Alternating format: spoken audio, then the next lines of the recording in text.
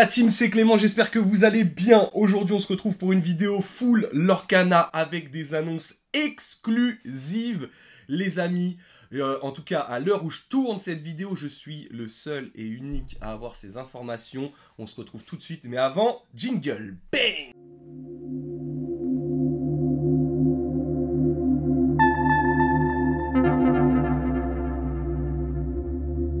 Et on se retrouve les amis, je vais avoir besoin de mon petit téléphone là pour faire cette vidéo, je la tourne comme ça, vraiment un petit peu rapidement comme ça parce que c'est des informations qui ont leak et qui normalement sont vraies.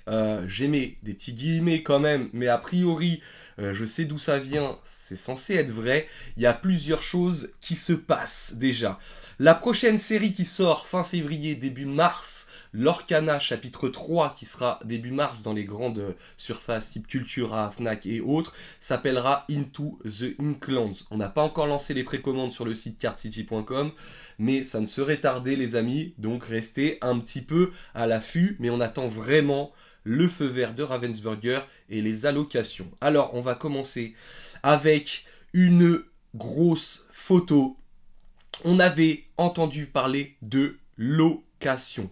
Location, qu'est-ce que c'est? Apparemment, je vais vous afficher la carte quelque part par là. En fait, vous voyez, c'est une carte qui va se mettre à l'horizontale. On a l'impression de retrouver ces cartes-là qui étaient déjà au préalable dans Wizard of Mickey. Pour ceux qui ne connaissent pas Wizard of Mickey, c'était les prémices de Lorcana. C'était une série qui n'avait pas très bien fonctionné, qui revient au goût du jour aujourd'hui. D'ailleurs, il nous reste une display sur la boutique si vous voulez voir, avec la même texture de foil, vraiment un peu les mêmes illustrations, mais beaucoup moins travaillé, avec un jeu qui n'était pas vraiment le même, mais vraiment il y a énormément de similitudes, et là ils viennent de créer les castles, les châteaux en fait, entre guillemets, en tout cas c'est ce que j'ai l'impression de voir sur la photo, avec, on peut voir un, alors c'est pas de l'attaque, mais ça a l'air d'être 1 de résistance et 6 de défense. Moi, je vois la chose comment ? Peut-être que je me trompe totalement, et pour ça, n'hésitez pas à me dire dans les commentaires quelle est pour vous un petit peu l'utilisation de cette carte. Pour moi, cette carte, en fait, vous allez poser cette carte en jeu, et vous allez peut-être mettre votre personnage dans cette zone. Et en fait, ça fera comme un rempart, j'ai l'impression, je ne sais pas, peut-être que je dis des bêtises, mais un rempart contre les autres qui vous attaqueraient. C'est-à-dire qu'en fait, avant d'atteindre votre créature, vous pouvez poser votre château ou votre location, mettre votre créature dans le château, et en fait, ce qu'il faudrait, c'est taper d'abord le château, pour ensuite venir taper votre créature. Vous voyez le système, il y a des créatures qui vous permettent, comme la bête, je sais pas, grise, qui vous permet de piocher 2 cartes à chaque tour. Vous posez la bête, si vous n'avez pas envie de vous la faire détruire tout de suite avec des fracassés, avec des effets, des sorts ou des choses comme ça, peut-être que vous pouvez poser cette carte dans votre location, et en fait, il faut d'abord taper votre location avant de pouvoir taper de votre bête. C'est vaguement l'idée que j'ai un petit peu de cette nouveauté qui sort. Vraiment, c'est incroyable, ils sont trop forts. Ils sont trop forts, Disney, ils sont trop forts, les amis. C'est juste incroyable. Mais en tout cas, ça reprend un petit peu l'idée de Wizard of Mickey. C'est super intéressant, ça va donner un plan de jeu totalement différent à la game. C'est vraiment extrêmement ouf. Je vous mets là les visuels avec les 2 nouveaux tapis, les visuels qu'on pourrait avoir au niveau des decks, au niveau de la display, au niveau des tapis de jeu et les choses comme ça. Voilà à quoi ça devrait ressembler normalement. Si je dis pas de bêtises, comme je vous dis, c'est des informations qui viennent là à l'instant de mettre un communiqué. Donc je ne peux pas vous garantir que ces informations sont tout à fait exactes, mais en tout cas, ça m'a l'air d'être vraiment legit. Ensuite, les amis, je vais vous montrer 3 petites cartes, hein, des petits leaks, tranquillement, avec la mini mouse, que je vais afficher aussi. Et vous pouvez lire dans le texte, while this character is at a location, she get +2. Ça veut dire qu'en plus d'avoir peut-être le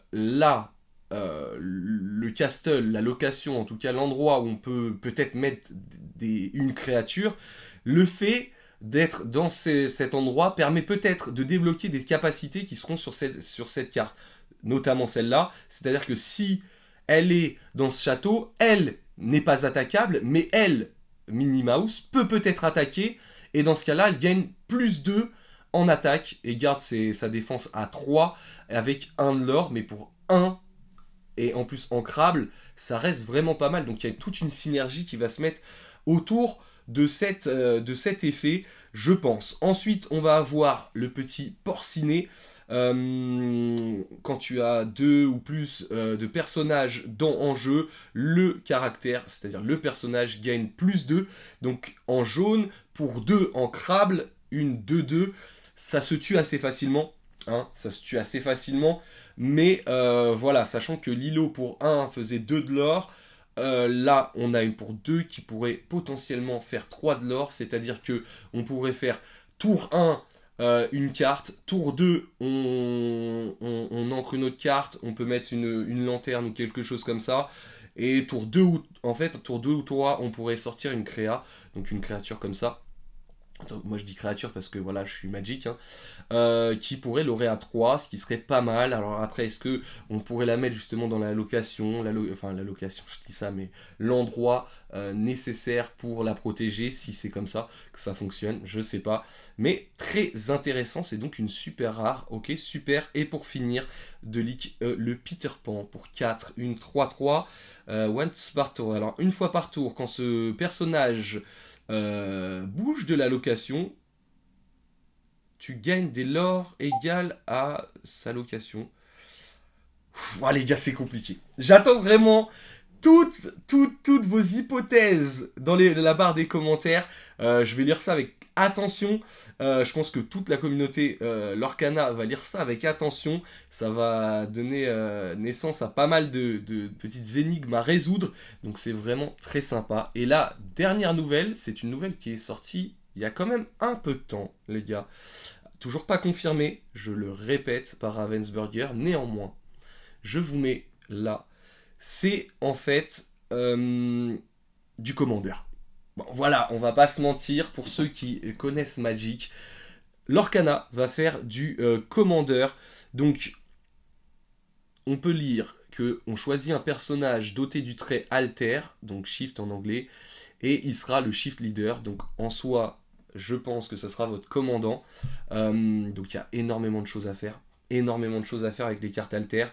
Votre deck doit contenir exactement 60 cartes, y compris votre shift leader. À terme, cela pourra être augmenté à 90 quand les cartes seront plus abondantes. Un petit peu comme Magic où on est sur une centaine de cartes. C'est pour 3 à 5 joueurs. Je vous laisse lire un peu le reste. C'est-à-dire que dès que le commandant meurt, il faut un peu plus d'encre pour le ramener en jeu. Il reste tout le temps sur votre phase de combat, enfin sur votre map de combat. Il est toujours sur le board. Et en fait, les effets sont au quotidien, donc ça vous permet de faire pas mal de value et les choses comme ça. Les règles, je pense, vont être encore un petit peu étoffées, mais pour l'instant, ça reste quand même quelque chose de dingue.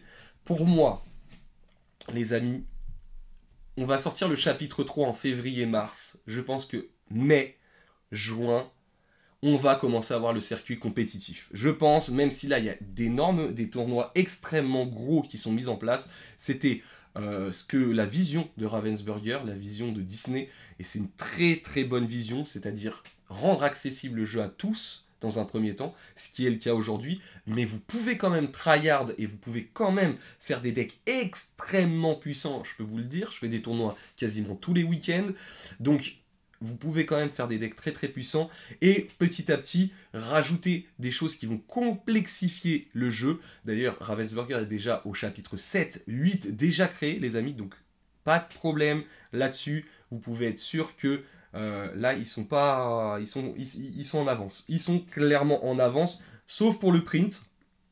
Malheureusement, personne ne pouvait anticiper cet engouement autour de ce jeu. Même moi, je vous le dis, je me suis laissé prendre au jeu. C'est complètement fou. Maintenant, il y a énormément de choses qui vont se passer, des synergies, des méta qui vont changer. Aujourd'hui, on en parlera dans une prochaine vidéo.